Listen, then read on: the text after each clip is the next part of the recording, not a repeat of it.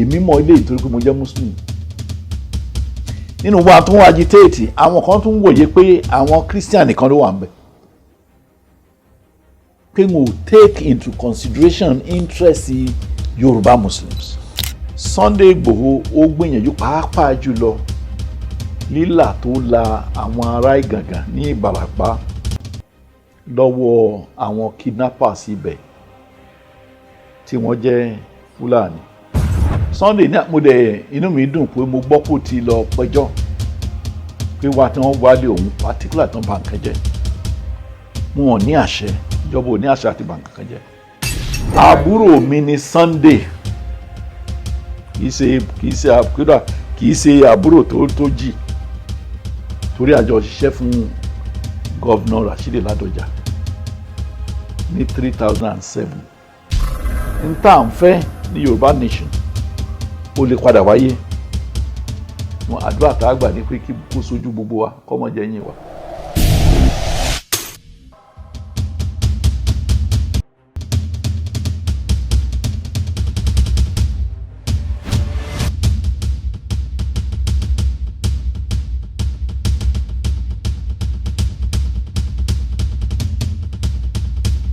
Ọlọ́run ó mú ìdẹ̀kùn bá wa.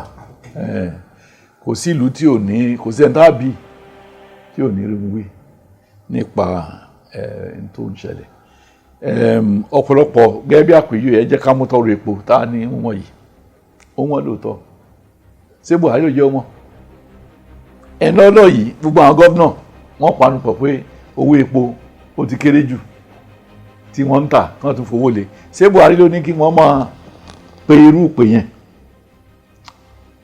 Ara ohun tí Buhari ṣe lákọ̀ọ́kọ́ lórí ọ̀rọ̀ tẹlẹ́pọ̀dé, ọ̀rọ̀ tó jẹ mọ́ tá a pè ní international business ló wà involve pẹ̀lú petroleum sales and marketing ní gbogbo àgbáyé níbi tí wọ́n ti ń fa epo. Tẹ́ ẹ bá fa epo tá à ń fa crude oil ní jẹ́ kìí ṣe petrol, kìí ṣe diesel, kìí ṣe kerosene. A ní capacity láti sọ crude oil tá à ń wà, kùsà tá à ń wà, láti sọ di petrol, láti sọ di diesel, láti sọ di kerosene. Àfi ká ta crude oil yìí sí ẹ̀yìn odi níbi táwọn ti ní gbogbo refinery tí wọ́n lè fi refine ta níìdì ní Nàìjíríà. Àwọn tí à ń tà fún àwọn ni ó sọ iye táwọn rà, àwọn òde sọ pé iye báyìí la fẹ́ ta. International market ni ó determine iye tẹ́ gbọ́dọ̀ mọ̀ ta. Tán bá sọ di kerosene, tán sọ di petrol, tán sọ di diesel, àwọn tó refineries yẹn at the international market àwọn náà ni ó sọ iye táwọn tà fún yín.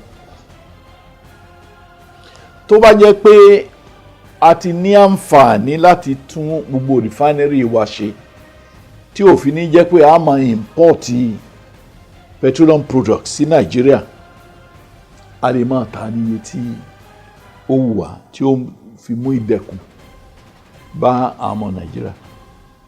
Mọ́ fún ìdí kan àti tàbí ìdí míì àti lágbára ẹ̀. So àwọn tí wọ́n dẹ̀ àwọn governors wọ́n rí i pé iye tá a bá rà lítà kan bí ẹgbẹ́ àpèyẹ bóyá lítà kan o à ń rà láti òkè òkun níbi 200 naira, tá a bá ń tà ní 150, n tó túmọ̀ sí ni pé shortage ó bá owó tí ó wọlé fáwọn. Torí látara ipò tí wọ́n bá tà yìí ni ara income tó ń lọ sí states. Ìyẹn làwọn fi ń sọ pé owó tí ń wọlé fáwọn ó kéré sí ohun tó yẹ kó máa wọlé. Báwọn ò bá dẹ̀ lè increase tax táwọn aráàlú ọmọ san bóyá látara epo tí ó jẹ́ kó ṣe máa lò káwọn máa rí. So ìyẹn ò jẹ́ mọ́ president, nǹkan nìyẹn. Number 2, nígbà president yìí dé Buhari ẹ rí i pé kó tó dé ráìsì tí à ń rà láti ẹ̀yìn odi, ẹ mọ̀ pé nítorí pà ń rí ráìsì rà láti ẹ̀yìn odi bó dẹ̀ ipò ẹ̀ ga ṣùgbọ́n ọ̀pọ̀lọpọ̀ wọn ò rí n tó burú mẹ́, wọn ò rí wípé mímọ́ ra ráìsì lẹ́tẹ̀yìn òdì tí ó túmọ̀ sí ni pé gbogbo àwọn àgbẹ̀ tí wọ́n mọ̀ fẹ́ gbin ráìsì ní Nàìjíríà wọ́n á wà out of business. So gbogbo àwọn àgbẹ̀ yẹn wọn ò rí iṣẹ́, nígbà àwọn yẹn bá ti ní alternative wọn ò ní mind the cost rẹ̀. Ìyẹn ló fi ban ní Buhari fi ban importation of rice láti lè mú progress bá local rice farmers. Mo dẹ̀ mọ̀ gẹ́gẹ́ bí òdodo pé látara ban yẹn more than 12 million new rice farmers ni ó kàn mọ̀, tó fi jẹ́ pé ní àsìkò yẹn ẹni ọ̀pọ̀lọpọ̀ àwọn tí ń gbìn nítorí pé owó ń pọ̀ lọ́wọ́ wọn ń lọ hajj, àwọn tó ń lọ hajj wá pọ̀ sí, àwọn tó ń fẹ́ yàwó pọ̀ sí, àwọn tó ń kọ́lé pọ̀ sí, àwọn tó ń ra ọkọ̀ tó ń ra machine wọ́n pọ̀ káàkiri. So ti yé now àwọn ọ̀pọ̀lọpọ̀ nǹkan míì tó ń jẹ́ bí nǹkan ọ̀gbìn nílẹ̀ Haúsá, kidnapping ó affect productivity agric, ó affect productivity mọ́ torí pé ọ̀pọ̀lọpọ̀ ò lè lọ sóko mọ́. Ẹni tí ó sì lè lọ sóko mọ́ wọn bá tó bá ní owó gègé ní o. So ọ̀pọ̀lọpọ̀ cost of the rising cost of food products were directly attributable to the insecurity situation ní gbogbo àwọn àdúgbò tí ó jẹ́ pé sí àgbẹ̀ náà ṣe jù. Àdúgbò dandan pé irú Borno, Boko Haram tó ó ti kọ́ lé ọ̀pọ̀lọpọ̀ àwọn àgbẹ̀ kúrò lóko, but nǹkan ti ń wá restored báyìí torí Boko Haram wọ́n ti wà so terribly weakened débi pé kódà àwọn ìjọba ti ń kó àwọn sọ́jà lọ́mọ sọ àwọn èèyàn lóko náà pàápàá báyìí léyìí tí ó mú kí ìdẹ̀kùn bá ọ̀rọ̀. So Yorùbá ní ẹ̀kún ló bá kún wá, kì í ṣe direct misgovernance president ló jẹ́ kí nǹkan wọ́n, bí ó ṣe pé insecurity ó affect gbogbo àwọn tí ó ṣiṣẹ́ àgbẹ̀ àti àwọn kan mí lọ́pọ̀lọpọ̀ bẹ́yẹn. So àdúrà náà là á gbà.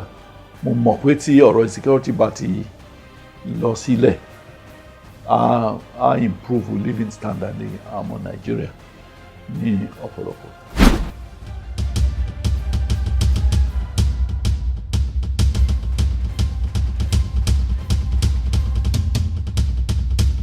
Bóyá nǹkan ṣe tọ́ àbí bí nǹkan ṣe gbà, a ní láti mọ ìyàtọ̀ láàrin méjèèjì.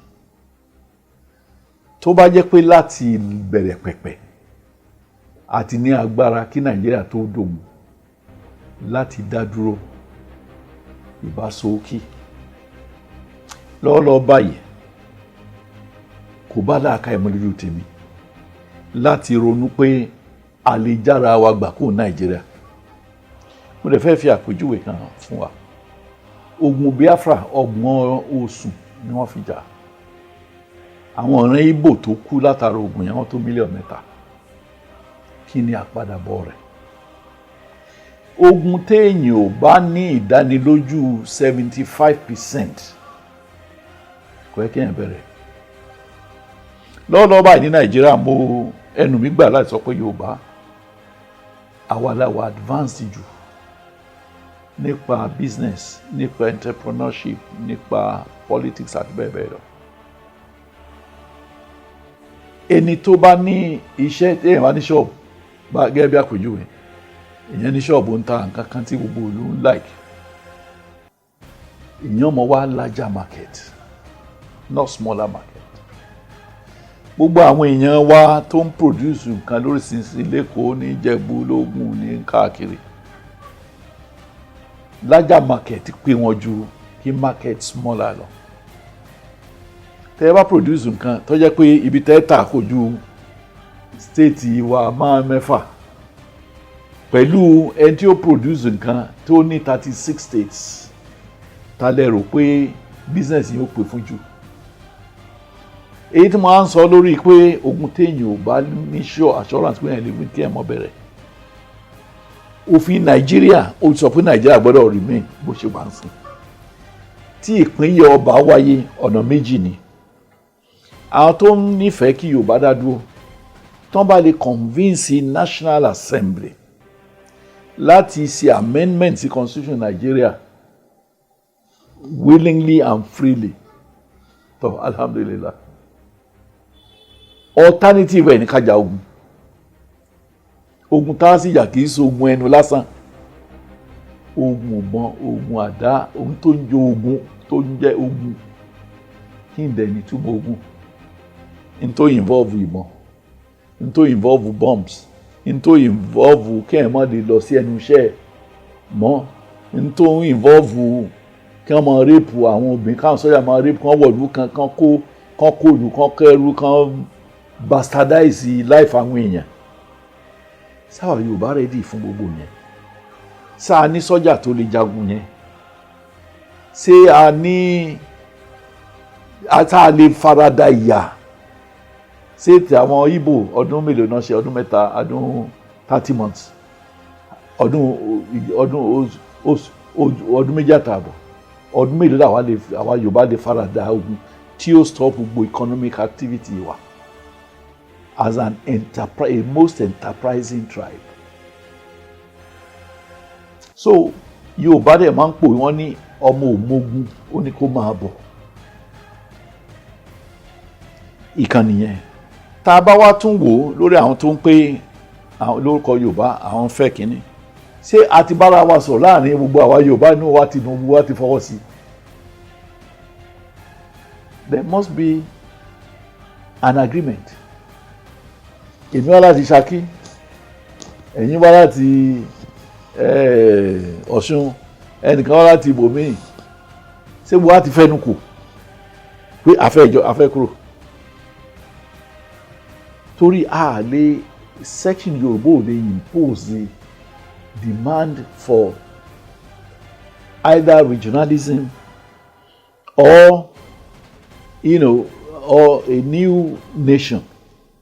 Mo rántí ngbà tá wà kékeré tá wà secondary school tí a ní western state kò tí ì sógun state ngbà yẹn kò tí ì sí Ọ̀yọ́ state ngbà yẹn kò tí ì sí Ondo orin táwa máa ń kọ nílẹ̀ Yorùbá àtọ̀yọ́ ngbà yẹn ni pé Ìjẹ̀bú ń rẹwà jẹ Ẹ̀gbá ń rẹwà jẹ Ìjẹ̀bú ń rẹwà jẹ Ẹ̀gbá ń rẹwà jẹ torí gbogbo secretariat Ìjẹ̀bú àtẹ̀gbá ló kún bẹ́ẹ̀ bàbá wọn secretary olórí kan ní nǹkan kan bẹ́ẹ̀ yẹn ara àdìbò yẹn ló jẹ́ kí wọ́n create Ògùn state àti Ondo state nígbà wọ́n ṣe yẹn tán orin yí padà kò ní Ìjẹ̀bú ń rẹwà jẹ Ẹ̀gbá ń rẹwà jẹ orin wá di Ìjẹ̀ṣà ń rẹwà jẹ ó di Ìjẹ̀ṣà ń rẹwà jẹ torí àwọn ló kù lórí nígbà àríwò yìí tún pọ̀ títí wọ́n tún create Ọ̀ṣun orin tọ́pọ̀lọpọ̀ ń kọ sí ní ìsinmi Ìbàdàn rẹwà jẹ ó lẹ́sẹ̀ ńlẹ́kọ̀ọ́ lẹ́sẹ̀ ńlẹ́ orin yẹn sáà ń bẹ táwọn yẹn ń kọ tí ẹ bá wá táwọn kan bá dìde ń sìn tí wọ́n wá fẹ́ ká tún wá ọkọ̀ láwọ̀ ẹ̀yìn débi orin àkọ́kọ́ pé Ìjẹ̀bú rẹ àwọn kan ní òsàájẹ olórí nígbà bá ní Yorùbá nation ṣé ọmọ Ọ̀yọ́ state lè rọ́wọ́ mú bẹ́ẹ̀ ìkànnì yẹn angle míì tọ́pọ̀lọpọ̀ tún wò èmi mọ̀ ilé ìtorí pé mo jẹ́ muslim nínú wa tún agitate àwọn kan tún wòye pé àwọn Christian nìkan ló wà ń bẹ pé mo take into consideration interest Yorùbá Muslims and whether you agree with them or not these are genuine fears tẹ ẹ bá ní a whole structure Afẹ́nifẹ́re tẹ ẹ ní a whole structure àwọn structure mi ló tún wà tá a rí any prominent Muslim being part of those agitations then it calls to question the inclusivity of the agitations. tí n bá jẹ́ broad-minded person èyí tí mo sọ èmi ò ní sọ but there are genuine fears so ti yé so lójú tèmi Sunday Igboho ó gbìyànjú pàápàá jùlọ lílà tó la àwọn ará Ìgàngàn ní Ìbàràpá lọ́wọ́ àwọn kidnappers ibẹ̀ tí wọ́n jẹ́ Fúlàní. Mo support ẹ̀ absolutely lórí ẹ̀. Ṣùgbọ́n lórí ọ̀rọ̀ Yorùbá nation wọ́n fẹ́ àpérò kí a kọjọ ní consensus all parts of Yorùbá land ká kọjọ agree. Number 2 ká agree sí process of it. So ti yé kí ni ok gbogbo àti agree báwo la ṣe fẹ́ achieve ẹ̀ kí ló feasible kí ni mode or method tá a fi lè ṣe conveniently láì tẹ̀jẹ̀ sílẹ̀ tí yẹn ò bá wá ṣe sáré dé àti jagun sáré dé àti jagun ìwọ̀nba lockdown tó ṣẹlẹ̀ láyé COVID-19 tàbí lórí EndSARS àmọ́ tó dálẹ̀ ní ilẹ̀ Yorùbá particularly àwọn èèyàn lọ ríṣẹ́ mọ́ ọ̀pọ̀lọpọ̀ ibi ń pa mọ́ ní and so on. Nílẹ̀ Ìgbò tí wọ́n ní káwọn èèyàn mọ̀ jáde ń gba Christ tó pọ̀ àwọn IPOB wọ́n ti reverse kìíní yẹn pé ẹ mọ̀ jáde kí lẹ ṣe fún wa ẹ mọ̀ fún wa lóúnjẹ nígbà tá a bá jáde mọ́ ni nítorí pé ẹ fẹ́ jagun èèyàn bí ilẹ̀ consult nílẹ̀ Ìgbò àbí òye. So these are issues tí èèyàn gbọ́dọ̀ gbé yẹ̀wò àbí òye. So aláti tún gbò ní family tèmi ìdajì wa a wà ní Ṣakí nínú àwọn tí ò sí ní Ṣakí ìdajì wọn wà Zaria wọ́n lè ti wà ń bẹ̀ for more than 60 years. Tọ́ bá lé wọn kó mbẹ́ kò síbi tá a fẹ́ kó wọn sí. Kò dẹ̀ sí ìlú tẹ́ẹ̀dé ńlẹ̀ Haúsá tẹ́ẹ̀ ní bá Yorùbá mbẹ̀ àti Ìgbò. Yálà wọ́n ṣiṣẹ́ mechanic tàbí àwọn ṣe oríṣiríṣi. So tí wọ́n bá lé wọn wọ́n bá di ẹ̀jẹ̀ wọ́n lé wọn lásán tí wọ́n pa wọ́n. Àmọ́ dúpẹ́ ní lọ́dọ̀. So àyẹ̀gbẹ́ ajádùn ajá tó gbẹ́ngọ́.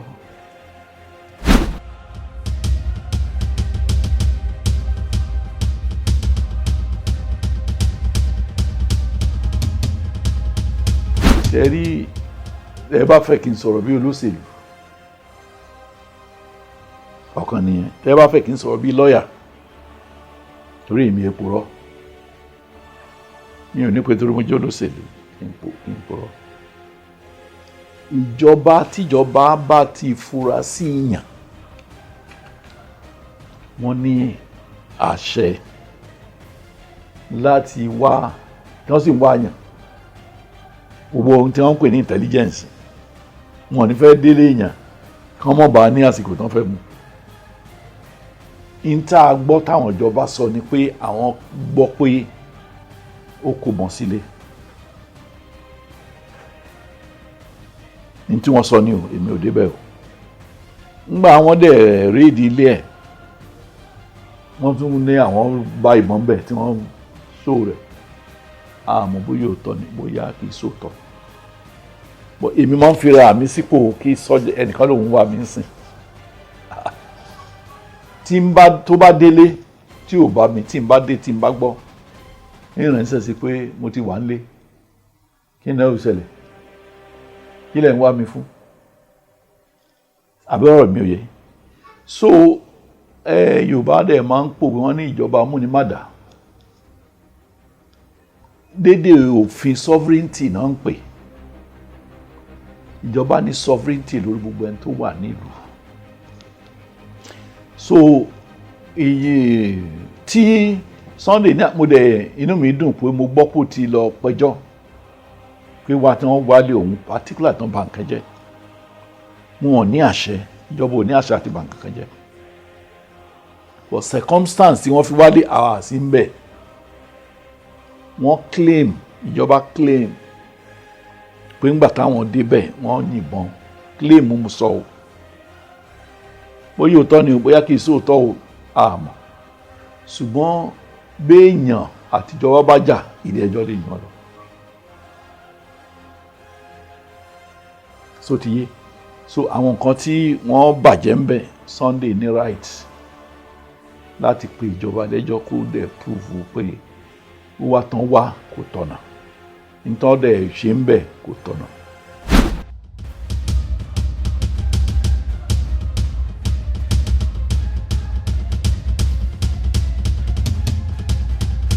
Àbúrò mi ni Sunday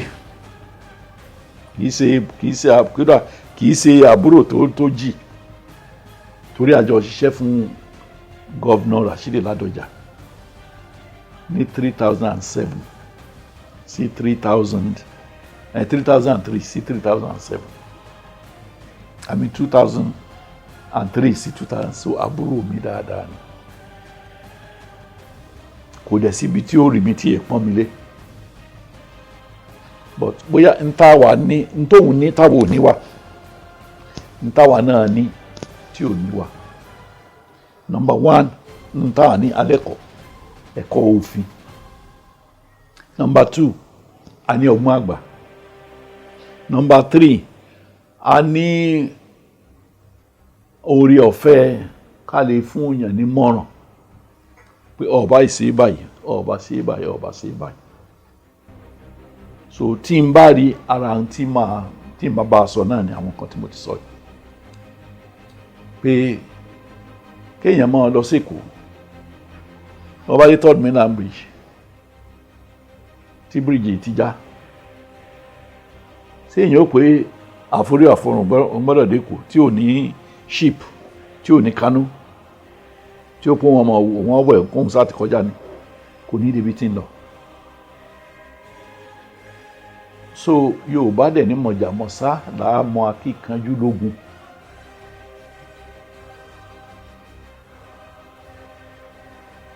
Ibi tófin bá ti wà òfin yẹn ló gbọ́dọ̀ survive àfi tí a bá wọ́ ọ̀nà tá a rí òfin yẹn pò. Òfin tó dẹ̀ wà ní ìsìn ni pé Nigeria is one united federation. Àpòfin yóò lè change o ṣùgbọ́n àwọn kan náà tó ní àṣẹ àti agbára láti change on the National Assembly àti gbogbo State House of Assembly. Téèyàn ò bá fi tẹ̀lé àwọn procedure tó fi ń là sílẹ̀ kò sí bí ìjọba ò ṣe níjà rí odò ẹ̀. So ìmọ̀ràn tí n bá fún ọ ni pé láàrin àwa Yorùbá kí ìfọwọ́sowọ́pọ̀ àti unity kò tiẹ̀ kọ́ wà. Wọ́n lé òkun òrùrù káwa àrùrù. It takes time to accomplish impossible things. N tá à ń fẹ́ ní Yorùbá nation ó lè padà wáyé. Wọn àdúrà tá a gbà ní pé kí kó sojú gbogbo wa kọ́mọ jẹ́ yín wa.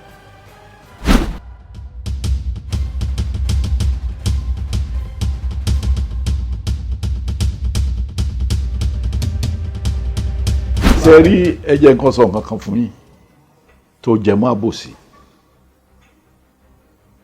Ní time tí wọ́n disqualify mi tí ó ṣe ọmọ rẹ̀ disqualify mi pé mi torí pé mi ò ṣe service.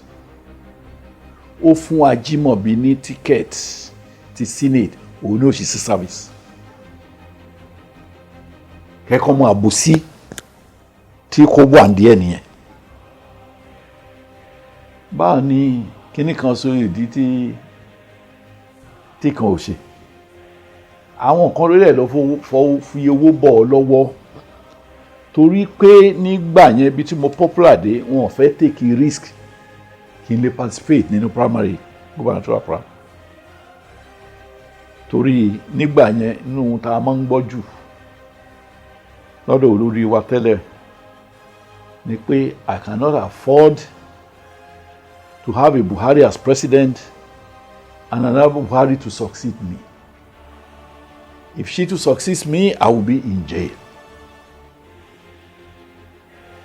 Mindset yẹn ló jẹ́ kán lọ lo òṣè ọmọdé pé kó disqualify mi mo dẹ̀ challenge ẹ̀ ní court mo dẹ̀ sọ fún ẹni tí wọ́n impose as candidate pé it's even lucky that he didn't win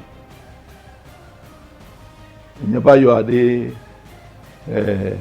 kí ni jẹ́ Adélábù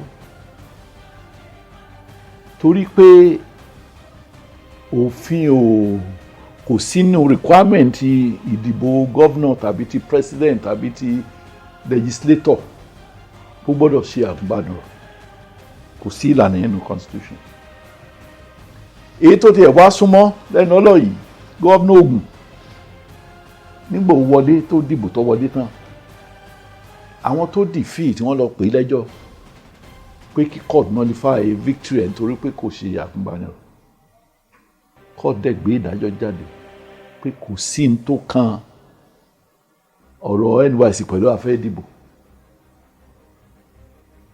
so òótọ́ ọbẹ̀ nìyẹn ọ̀rọ̀ òfin dẹ̀ ni kì í ṣe tẹ́nìkan ṣẹ̀ṣẹ̀ máa pé òun lálá àbóhun rí iná àbóhun ò rí iná sí ọ̀rọ̀ òfin ni ọ̀rọ̀ pé ǹjọ́ tí ẹ̀ yẹ kí n ṣàgùnbánirọ̀ àbí òye ìyẹn wà ní court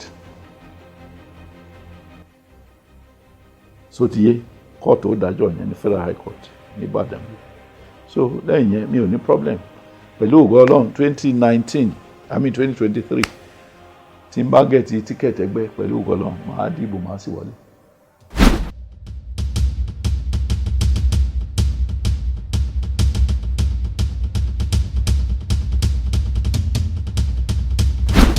lórí kí ni mo fẹ́ wá ṣe tí n bá débẹ̀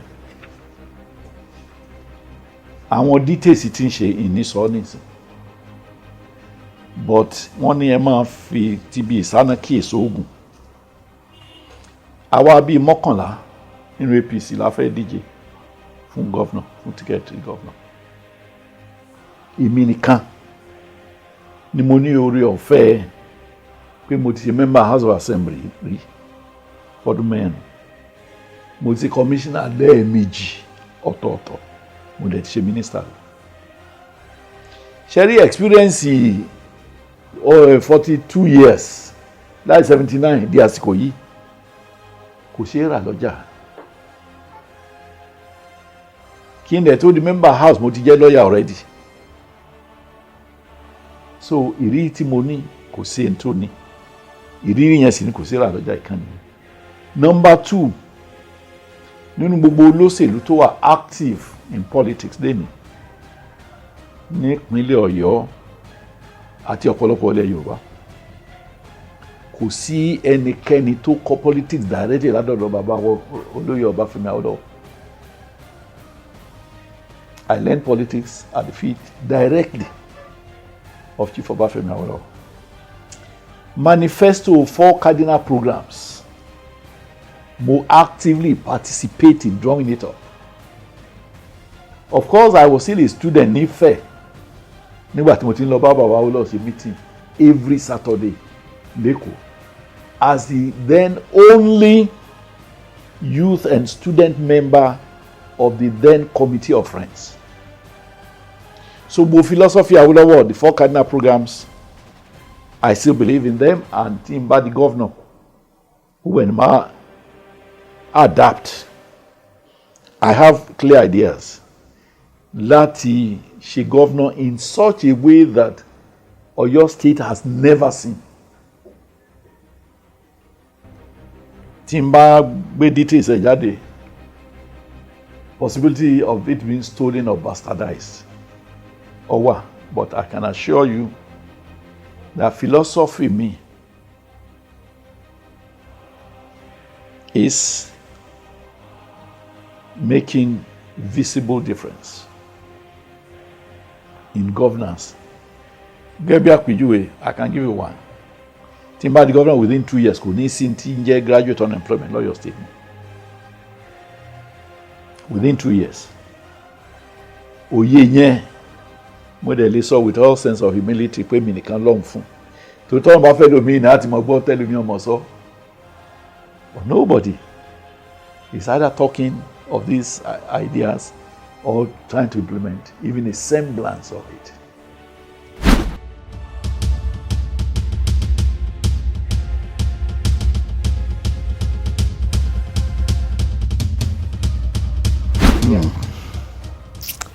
Muhammadu Buhari jẹ́ 1 in a million of Nigerians.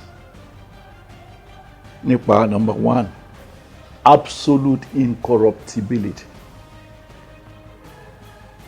Òun nìkan lè mérí ní leader Nigeria tí ó dé ipò tí ó sọ pé sálárì èrò tó fi ń làálẹ̀ fún 50% ẹ̀ péré ló wọ́n mọ̀ gbà. Òun nìkan mo rí tó jẹ́ retired general tó wà entitled sí pension tó sọ pé òun ò lè máa gba owó méjì látọ̀dọ̀ ìjọba kan náà lówó oṣù méjì pèsè owó ti pension òun ó suspended tí ìdìgbà tó ń bá kò ní kíni. Òun nìkan mo rí ní ọdún 3 àtààbọ̀ tí mo ṣiṣẹ́ lọ́dọ̀ ẹ̀ kò fijọ́ kan rán yàn síbi rí pé bá ràn ẹni lọ́wọ́, kò dẹ̀ interfere with the way any minister runs his ministry. Ìkànnì number 3, tẹ́ bá wo lifestyle ẹ̀ lè rí yàtọ̀ sígbà tí ó ti di minister.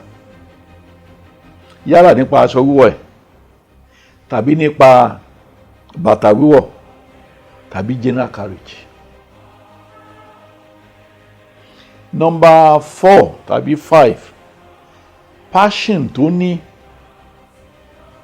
ni pé ọ̀pọ̀lọpọ̀ ọgbà tó bá rí àwọn nǹkan tí ò dáa tó bá jẹ́ ohun tí apá rẹ̀ ò ká láti ṣe àtúnṣe lórí ẹ̀, ó máa ń fa àwọn tó wà involve fọlọ́hun.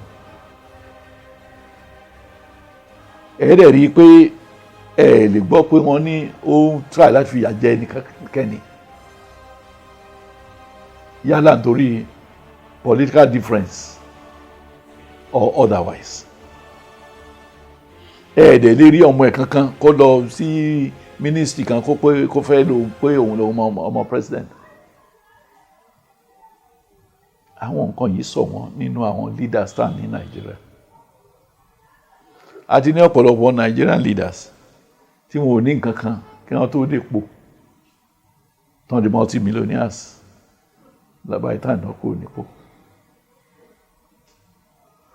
Ọ̀pọ̀lọpọ̀ ni ó fẹ́ kí ó máa lo power apóhùn ní president, bọ̀ kò jọ lójú rárá.